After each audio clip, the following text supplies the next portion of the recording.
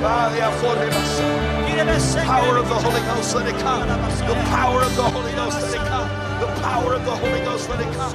Glory. Oui, Seigneur, tu es le roi des rois, tu es le tout-puissant.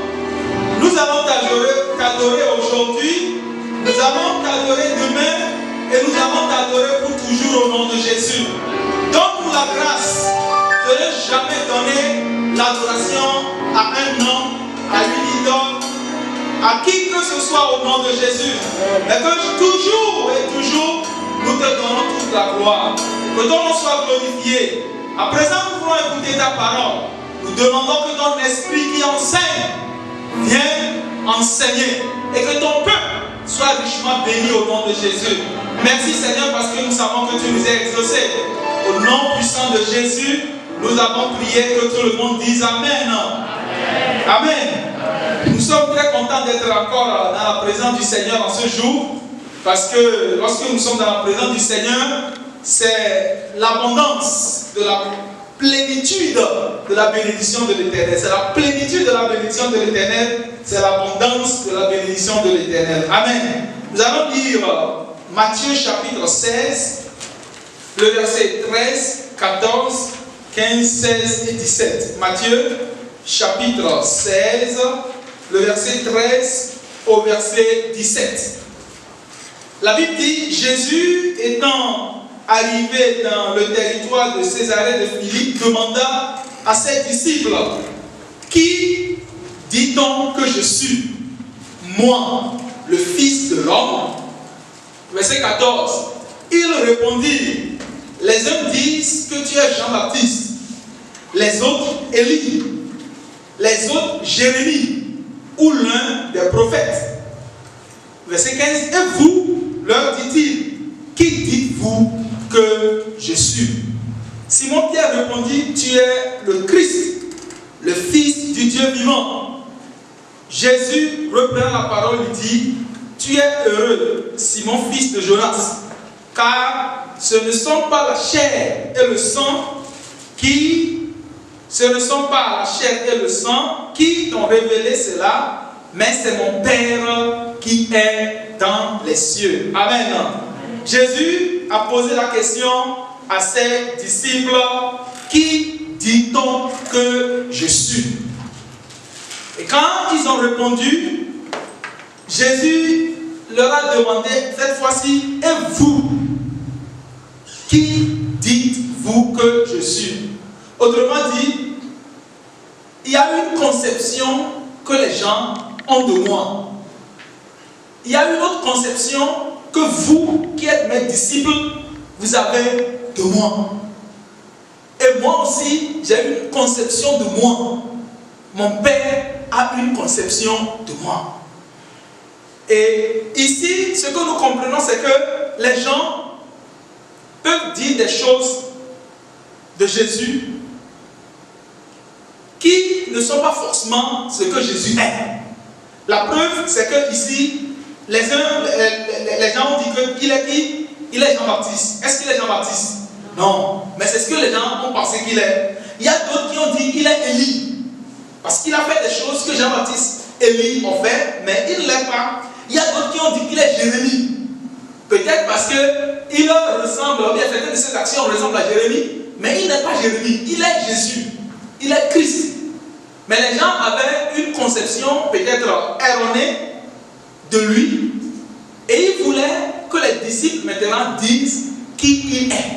Et quand il a posé la question, la Bible dit que c'est Simon-Pierre qui a répondu. Et quand il a répondu, il faut souligner quelque chose dans sa réponse. Il a dit, ce ne sont pas la chair et le sang qui t'ont révélé cela, mais c'est mon Père qui est dans les cieux. Autrement dit, mon Père qui est dans les cieux a une conception de moi que ceux qui sont avec moi, ou bien ceux qui me voient, n'ont pas de moi. Alléluia. Et donc aujourd'hui, nous parlons de mon identité en Christ. Qui est-ce que je suis en Christ? Est-ce que je suis ce que les gens disent que je suis?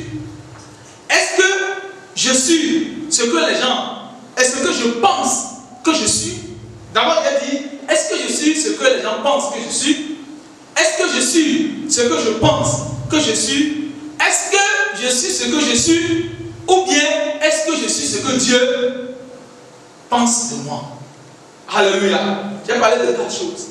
D'abord, les gens pensent des choses de nous. Ensuite, nous-mêmes, nous pensons des choses de nous.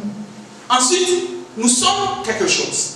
Et enfin, Dieu pense quelque chose de nous. Amen. Et donc, alors dans ce cas, quelle est alors mon identité? Qui suis-je dans tout cela?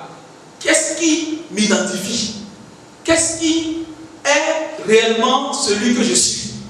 Et l'apôtre Paul disait dans 1 Corinthiens chapitre 15, le verset 10, 1 Corinthiens chapitre 15, le verset 10, il dit, par la grâce de Dieu, je suis ce que je suis.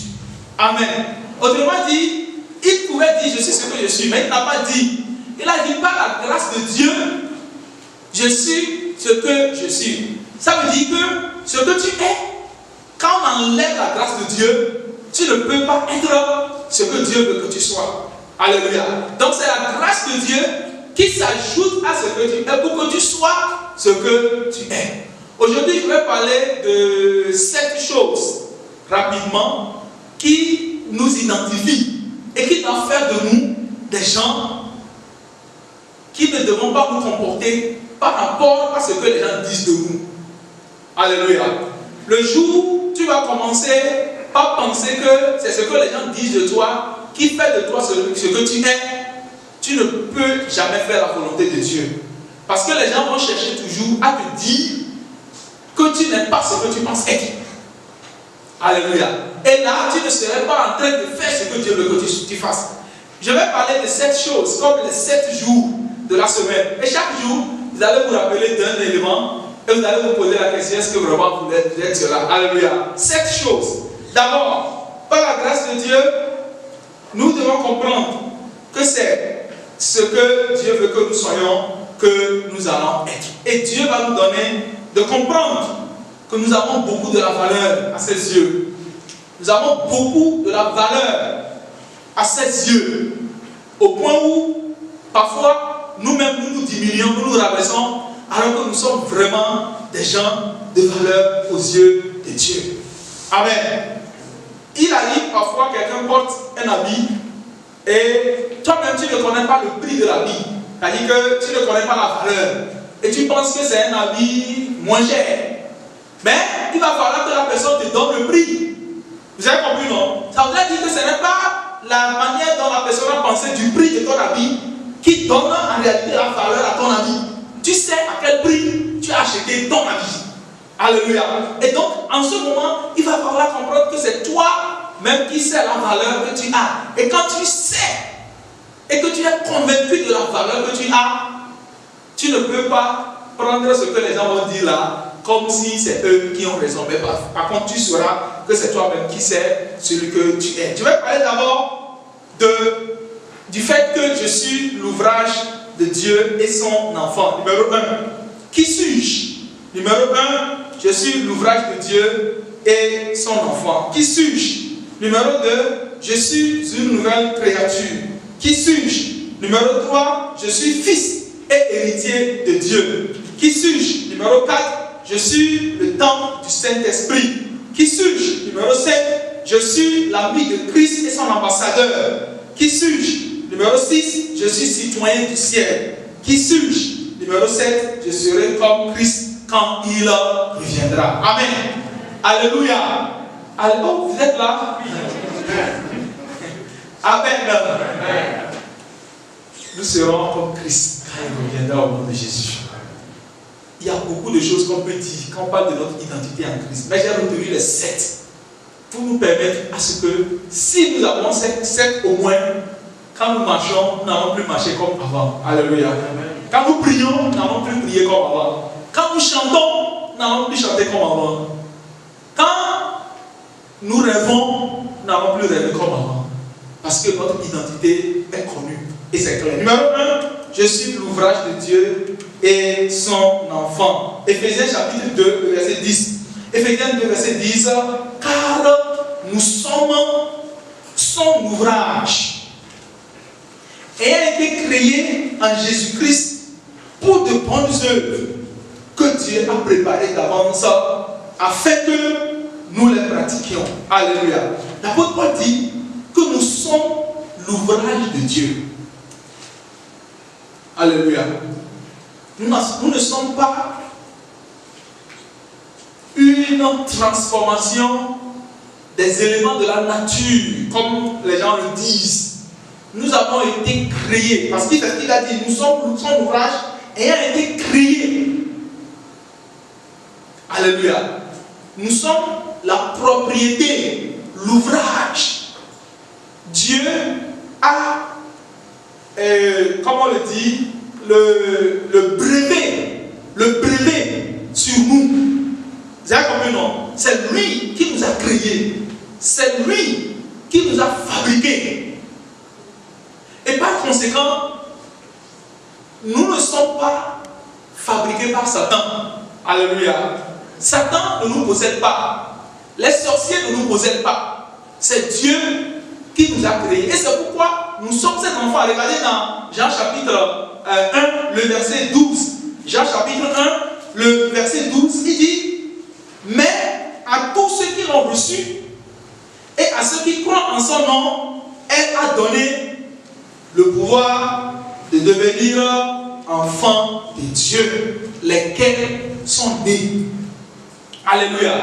Nous sommes son ouvrage et nous sommes ses enfants. Quand je parle de nous, ce n'est pas le nous général, je parle de moi. Alléluia. Alléluia. Toi, tu vas parler de toi. Parce que chacun doit parler de lui-même. Je suis l'ouvrage de Dieu et je suis son enfant, son fils, sa fille. Dites cela: je suis l'ouvrage de Dieu. Je suis enfant de Dieu. Et chaque jour, il ne faut jamais perdre cela de vue. Tu n'es pas l'ouvrage de n'importe qui. Amen. Tu es l'ouvrage de Dieu. Tu n'es pas enfant de n'importe qui. Tu es enfant de Dieu. Alléluia. Le créateur du ciel et de la terre. Si tu es enfant de Dieu, est-ce que tu vas avoir peur des choses de ce monde? Alléluia. Est-ce que les choses de ce monde-là vont t'amener à renier ton père? C'est-à-dire que ton père, c'est lui, tu es son enfant. Hein? Et maintenant, quelqu'un vient te montrer quelque chose, il dit: si tu fais ceci là, tu seras mon enfant. Alors que tu sais que ton père, c'est lui qui a tout. Est-ce que tu vas obéir à ce que l'autre l'a dit? Non. Satan, il était venu pour essayer de dire à Jésus que lui peut lui donner toutes choses. Alors que Jésus savait que tout ça appartient à qui? À son père. Il sait qu'il est enfant de son père. Et Jésus lui a dit: mon frère, tu es en train d'avoir le problème. Tu sais pas ce que tu es en train de dire. Moi-même, tu veux prendre ce qui m'appartient pour me montrer encore que. Donc c'est pourquoi, quand nous sommes enfants de Dieu, si nous savons qui nous sommes, les choses de ce monde ne doivent pas nous amener à renier Christ, à compromettre. Nous n'allons pas perdre notre foi, notre sainteté, parce que nous sommes en train de courir après les choses de ce monde. Nous sommes l'ouvrage de Dieu et nous sommes ses enfants. Numéro 2, je suis une nouvelle créature. 2 Corinthiens chapitre 5, le verset 17. 2 Corinthiens chapitre 5, verset 17. Si quelqu'un est en Christ, il est quoi? Il est une nouvelle créature. Les choses anciennes sont passées. Alléluia. Alléluia. Autrement dit, quand vous connaissez Saul de Tarse, vous connaissez le brigand qui était à la croix avec Jésus. Vous les connaissez. C'est qui? Ce sont des gens qui tuent, qui ont tué, qui ont fait tellement de mal. Mais parce qu'ils sont venus à Christ maintenant, ils sont devenus quoi? Une nouvelle créature. Vous ne pouvez plus les juger et les prendre comme ils étaient. Ça veut dire que quoi? Par exemple, ceux qui ne savaient pas que Paul a eu un changement, quand ils vont le voir, qu'est-ce qu'ils vont dire de lui? Que c'est quelqu'un qui tue les gens, n'est-ce pas? Le brigand qui était à la croix, ils n'ont pas su ce qui était passé entre lui et Jésus. Quand ils étaient là-bas, ils ont vu, ils ont dit, c'est un brigand, il a mort, il va aller directement en enfer. Mais il y a quelque chose qui s'est passé. Il a parlé avec Jésus, alléluia. Et il est devenu une nouvelle créature. Et parce qu'il est une nouvelle créature, les choses anciennes ne peuvent plus le définir. C'est pourquoi quand nous sommes des chrétiens, quel que soit ce que nous avions eu à faire avant, quand nous venons à Christ et que nous sommes sincèrement repentis, nous ne devons plus laisser la culpabilité des choses que nous avions faites avant venir nous guider aujourd'hui. Pourquoi? Parce que nous sommes libérés de ces choses. Alléluia. Christ le fait pour nous. Et la Bible dit que c'est pour la liberté que Christ nous a sauvés. Alléluia. Il ne nous a pas sauvés pour que nous soyons encore esclaves des choses dans lesquelles nous étions. Il nous a sauvés pour que nous sortions de ces choses-là, pour voir la plénitude qui est dans sa grâce et de ne plus continuer avec ces choses. C'est-à-dire que nous ne sommes plus dans les anciennes choses-là. Nous ne devons plus continuer à faire ces choses-là. Nous ne devons pas non plus continuer à laisser ces choses déterminer notre avenir et notre éternité. Au contraire, notre nouvelle identité en Christ, c'est comme nous nous sommes naturalisés. Nous étions d'un monde. Et parce que nous sommes en Christ, nous avons changé d'identité. Alléluia. Nous avions une identité avant. Mais en Christ, nous avons une nouvelle identité. C'est pourquoi nous sommes devenus une nouvelle créature. Et donc, étant donné que je suis une nouvelle créature, je ne dois plus laisser les choses anciennes déterminer ma vie. Je ne dois plus même être amené à retourner à ces choses anciennes. Parce que je suis une nouvelle créature. Mes frères et sœurs, si vous savez que vous êtes une nouvelle créature, vous n'allez pas vous comporter à la manière dont vous vous comportiez avant. Vous n'allez plus parler comme vous parliez avant. Vous n'allez plus vous habiller comme vous vous habillez avant. Vous n'allez plus prier comme vous priez avant. Mais vous allez prier d'une autre manière parce que vous êtes une nouvelle créature en Christ. Numéro 1, j'ai dit, nous sommes son ouvrage et ses enfants. Je suis son ouvrage et son enfant. Numéro 2, j'ai dit, je suis une nouvelle créature. Numéro 3, je suis fils et héritier de Dieu. Quand je dis fils, il y a des fils qu'on déshérite. Vous avez compris, non? C'est-à-dire qu'il est fils, mais parce qu'il ne se comporte pas bien, son père ne va pas faire de lui héritier. Il va écrire un testament où dire que mon fils là, si je décède, il n'aura rien de mon héritage. Ça veut dire que le fait d'être fils ne fait pas de toi automatiquement héritier. Mais nous sommes des fils et aussi héritiers en Christ. Alléluia. Galates chapitre 4, le verset 6. Galates chapitre 4, le verset 6. Oui, c'est ça. Galates chapitre 4, le verset 6 et le verset 7. La Bible dit, et parce que vous êtes fils, Dieu a envoyé dans vos cœurs l'esprit de son fils, lequel crie à ma Père. Verset 7. Ainsi, tu n'es plus esclave, mais fils. Et si tu es fils, tu es aussi héritier par la grâce de Dieu. Alléluia. Alléluia. Tu es héritier par la grâce de Dieu. D'abord, nous sommes fils. Et c'est parce que nous avons la qualité de fils, nous sommes héritiers. Héritiers parce que Christ, c'est lui qui est celui qui a fait de nous des héritiers. Nous sommes ses frères. Alléluia. Et parce que nous sommes ses frères, nous sommes des co-héritiers avec lui. Et ce qu'il possède, nous possédons ça. Mes frères et sœurs, vous êtes héritiers de Dieu. Amen. Si on te dit que tu es héritier de, je ne sais pas qui est l'homme le plus riche au monde actuellement. Hein? Bill Gates, on l'a dépassé là. Ah ouais. Bon, maintenant je dis, vous êtes enfant de Bill Gates. Ou bien Dangote, par exemple. On dit que tu es héritier. Est-ce que tu vas encore te plaindre que tu n'as pas d'argent? On dit que tu es héritier. Alléluia. Maintenant, si tu tu as hérité que tu ne le sais pas, tu vas te comporter comme celui qui n'a rien. Mais le jour où tu sauras que tu as hérité là, c'est fini. Tu vas aller me prendre les choses, tu ne m'as même pas payé. Tu vas dire, tu sais celui qui est mon père. Tu connais celui qui est mon père. Ah, alléluia. Je ne dis pas d'aller prendre des choses et de ne pas payer. Mais ce que je veux dire, c'est que tu ne vas plus avoir peur de ce que tu vas acheter ou de ce que tu ne vas pas acheter. Parce que tu as la foi. Alléluia.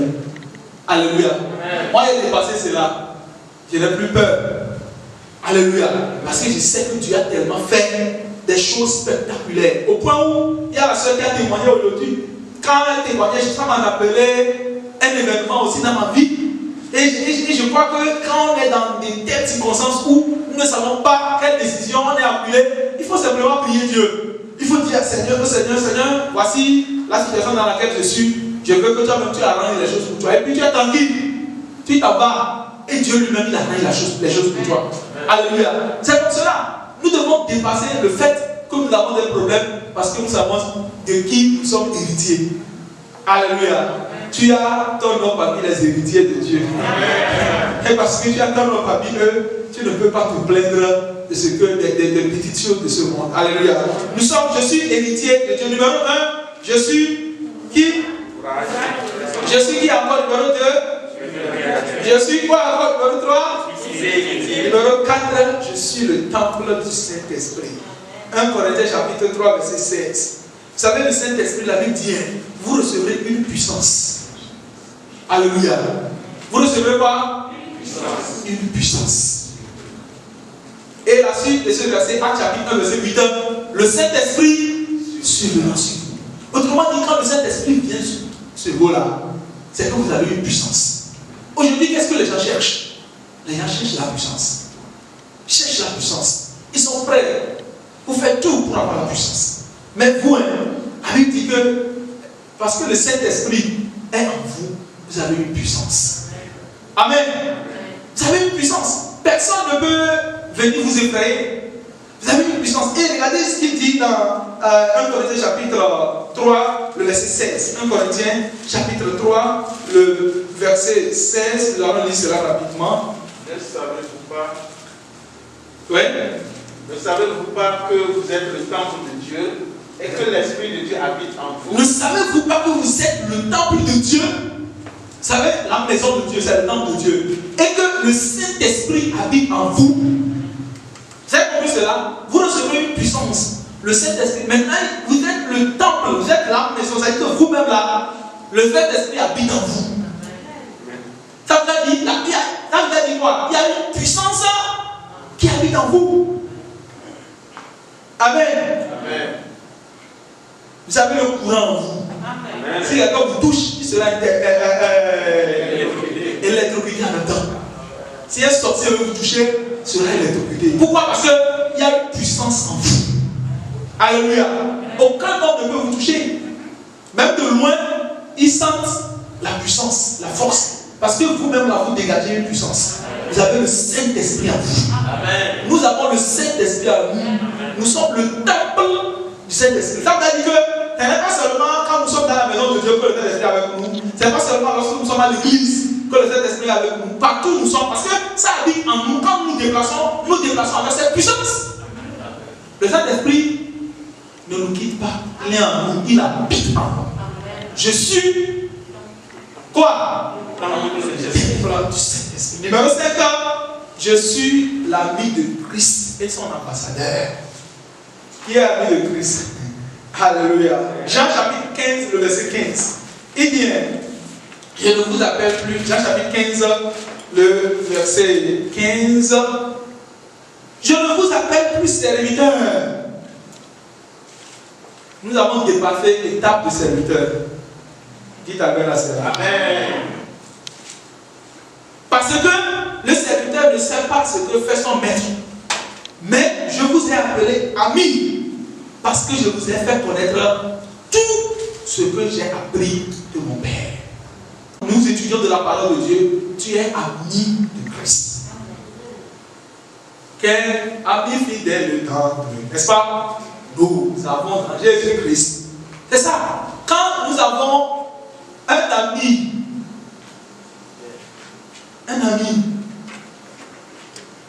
C'est comme tu as quelqu'un qui est dans un service, qui est ton ami. Quand tu veux aller là-bas, est-ce que tu as un problème? Hein?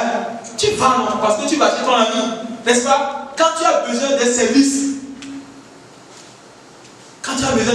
dans ce service-là, tu ne fais qu'appeler ton ami. Tu dis, mon ami, tu sais, j'ai besoin de telle chose. C'est dans votre service. Est-ce que tu peux me donner ça? C'est fini, non?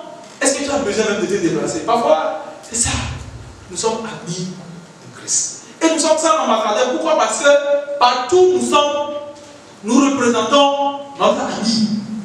Dans le livre de 2 Corinthiens chapitre 5, le verset 20, 2 Corinthiens chapitre 5, le verset 20, il nous appelle des ambassadeurs de Christ. Parce que nous sommes ses amis, nous le représentons. Quand tu es ambassadeur de quelqu'un, d'un pays, dans un autre pays, tu représentes ce pays. Et tu représentes indirectement celui qui t'a amené, qui t'a emmené dans ce pays. Chapitre 5, le 2 Corinthiens 5, le verset, combien j'ai dit, le verset 20. Nous faisons donc les fonctions d'ambassadeurs pour Christ. Comme si Dieu exhortait par nous, nous vous en supplions au nom de Christ, soyez réconciliés avec Dieu. Nous faisons donc les fonctions d'ambassadeurs pour Christ. Christ nous a dit, dans cette université, dans le service où nous sommes, partout nous sommes, comme ses représentants. Alléluia. Nous sommes les ambassadeurs de Christ. Et les ambassadeurs ne peuvent pas être n'importe comment.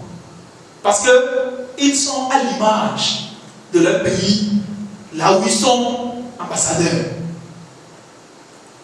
Un ambassadeur, ce n'est pas n'importe qui. Qu'est-ce qu'il a dit? Un ambassadeur, ce n'est pas n'importe qui. On ne nomme pas n'importe qui ambassadeur. Imagine on nomme quelqu'un qui est sous là et puis il va boire et il se retrouve dans les caniveaux. On va prendre les photos, on va distribuer partout, on va dire regardez l'ambassadeur de tel pays. N'est-ce pas? On ne peut pas prendre n'importe qui. Et ça veut dire que l'ambassadeur a un rôle spécifique à jouer. Vous êtes des ambassadeurs de Christ. Et vous devez savoir cela quand vous vous levez et que vous devez aller dans votre service. Quand vous vous habillez, demandez-vous, est-ce que vraiment je me sens là à un ambassadeur de Christ? Alléluia. Quand tu parles, est-ce que tu parles comme un ambassadeur de Christ? Quand tu réagis avec les autres, est-ce que tu réagis comme un ambassadeur de Christ? C'est lorsque tu seras conscient que tu es ambassadeur, que tu vas changer certains comportements, que tu vas changer certains amis. Tu ne peux pas être ambassadeur et être ami de n'importe qui. Des terroristes, des méchants, des brigands. Tu ne peux pas. Alléluia. Parce que ta fonction te démarque. Et nous aussi, je suis qui? Je suis qui? Ambassadeur de Christ. Je suis l'ami de Christ et son ambassadeur.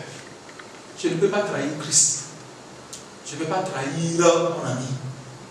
Je dois faire ce que mon ami veut que je fasse.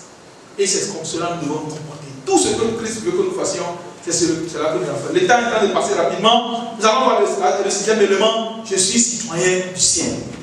Je suis citoyen du ciel. Je suis qui? Citoyen du ciel. Notre nouvelle patrie, c'est le royaume des cieux. C'est ça, non? C'est même pas. Vous savez, parfois, il y a des gens qui sont prêts à tout faire pour avoir les choses de ce monde parce qu'ils ne savent pas qu'il y a encore quelque part. Vous avez compris, non? Ils ne savent pas qu'il y a encore quelque part. Mais nous savons qu'il y a quelque part. Nous savons qu'il y a quelque part pour nous. C'est pourquoi nous nous comportons comme nous le faisons. Parce que nous savons qu'il y a quelque part où nous allons. Nous ne nous inquiétons pas tellement de ce monde. Parce que nous savons qu'il y a quelque part où nous allons. Dans la Bible dit dans le livre de Philippiens, chapitre 3, le verset 20, lisons cela rapidement, nous allons voir le dernier élément et nous allons prier le Seigneur. Philippiens, chapitre 3, le verset 20, la Bible dit, mais notre cité à nous est dans les cieux, d'où nous attendons aussi comme sauveur le Seigneur Jésus-Christ.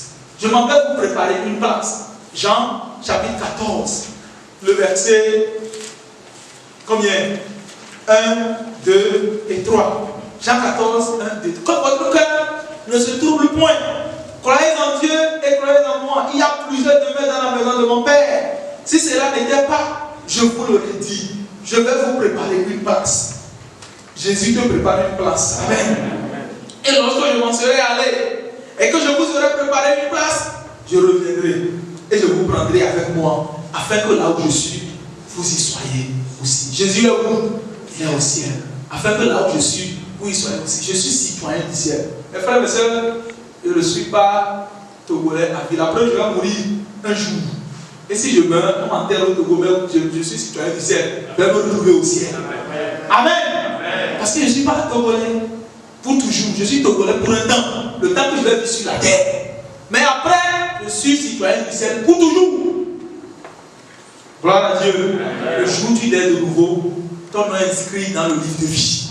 Et le ciel te reconnaît que tu es son citoyen. Tu appartiens au ciel. Et parce que je suis citoyen du ciel, vous ne pouvez pas me retenir avec les choses de ce monde. Je m'en vais vous préparer une place. Et lorsque je vais finir de préparer cela, je reviendrai. Jésus-Christ revient. Amen. Je suis citoyen du ciel. Vous êtes aussi des citoyens du ciel. Nous ne sommes pas les citoyens de cette terre. Sur la terre, il y a beaucoup de souffrances. Il y a beaucoup de misère. Il y a beaucoup d'injustice. Il y a beaucoup de mauvaises choses. Mais au ciel, nous allons avoir la joie éternelle au nom de Jésus. Amen. La dernière chose, je serai comme Christ quand il reviendra. 1 Jean chapitre 3, le verset 1 à 2. C'est ça que nous allons lire et nous allons prier le Seigneur. 1 Jean chapitre 3, le verset 1 à 2. 1 Jean 3.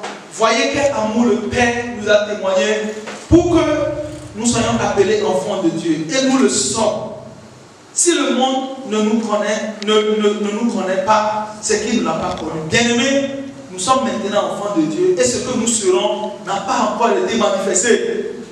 Mais nous savons que lorsqu'il sera manifesté, nous serons semblables à lui.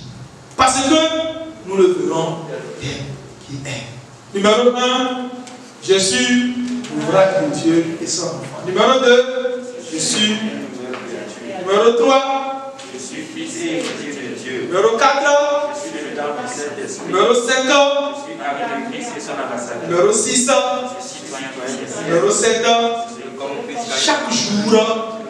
chaque jour, retrouvez-vous dans ces éléments de notre identité. Confessez cela.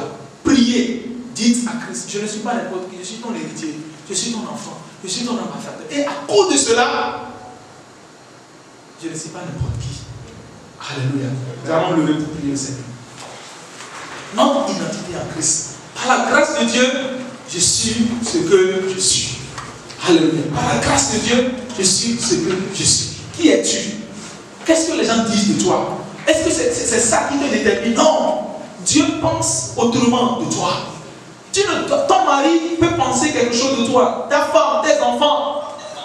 Mais toi-même, tu dois comprendre que Jésus a une autre appréhension de toi. Il a une autre appréhension de toi. Il a une autre conception de toi. Tu vas prier le Seigneur. Tu vas dire, Seigneur, je ne suis pas n'importe qui. Je ne suis pas n'importe qui. Je suis le temple du Saint-Esprit. Je suis le Fils de Dieu. Je suis l'ouvrage de Dieu. Je suis héritier de Dieu. Je suis ambassadeur de Dieu. Au nom de Jésus, tu vas demander au Seigneur de confirmer ces choses dont nous venons de parler. Que le Seigneur les confirme dans ta vie. Que le Seigneur les confirme dans ta vie. Que le Seigneur les confirme dans ta vie. Et qu'à partir de maintenant, ton comportement change. Ta manière de penser change. Ta manière de faire les choses change. Tes ambitions changent. Parce que tu sais que nous ne sommes pas des citoyens de cette terre. Nous sommes des héritiers de Dieu. Nous allons au ciel. Nous sommes des pèlerins. Vers qui allons au ciel. Et c'est pour cette raison que nous ne sommes pas envahis par les plaisirs de ce monde. Nous allons au ciel. Nous sommes enfants de Dieu. Et parce que nous sommes enfants de Dieu, nous sommes héritiers. Et parce que nous sommes héritiers, nous possédons toutes les richesses de ce monde. C'est à notre Père. Tu ne vas manquer de rien. L'Éternel est mon berger. Je ne manquerai de rien.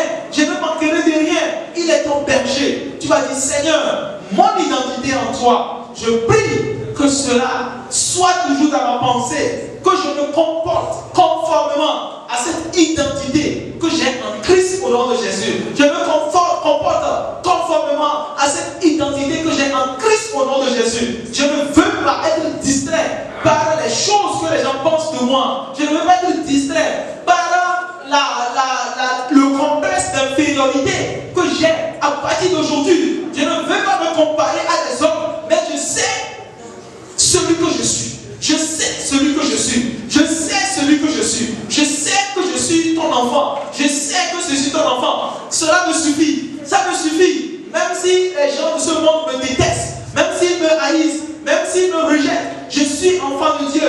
Ça me suffit. Je vais aller continuer avec toi au nom de Jésus. Soutiens-moi, Seigneur, à ne jamais retourner à l'ancienne vie, parce que je suis une nouvelle créature. Je ne vais plus retourner à des choses que j'ai vomies. Je ne vais plus retourner à l'immoralité. Je ne vais plus retourner à l'ivrognerie. Je ne vais plus retourner au mensonge. Je ne vais plus retourner au péché. Mais je serai, Seigneur, dans cette nature, la nouvelle créature que je suis. Je resterai ainsi. Je resterai ainsi. J'ai besoin de ta grâce pour continuer. Aide-moi, Seigneur. Aide-moi, Seigneur. Aide-moi, Seigneur. Prie le Seigneur. Dis, Seigneur, aide-moi. Au nom de Jésus. Au nom de Jésus. Seigneur, merci parce que nous savons que tu nous as exaucés. Au nom de Jésus, nous avons prié. Père Céleste, nous voulons te dire merci pour la parole que nous venons de recevoir. Notre identité en Christ. Je prie, Seigneur, pour chacun. Seigneur, comme tu nous l'as dit, nous sommes des citoyens du ciel. Que chacun ici soit citoyen de ce ciel au nom de Jésus. S'il y a quelqu'un qui n'est pas encore inscrit dans le livre de vie, parce qu'il n'est pas encore venu dans le royaume, je prie, Seigneur, que tu fasses grâce à cette personne et que cette personne vienne à ce royaume et que cette personne devienne citoyen du royaume au nom de Jésus. Seigneur, bénis-nous, bénis nos enfants, bénis nos parents, bénis nos frères et sœurs, et que nous tous, nous soyons vraiment ce que nous sommes par ta grâce au nom de Jésus. Merci, Seigneur, parce que nous savons que tu nous as exaucés. Au nom de Jésus, nous avons prié. Amen.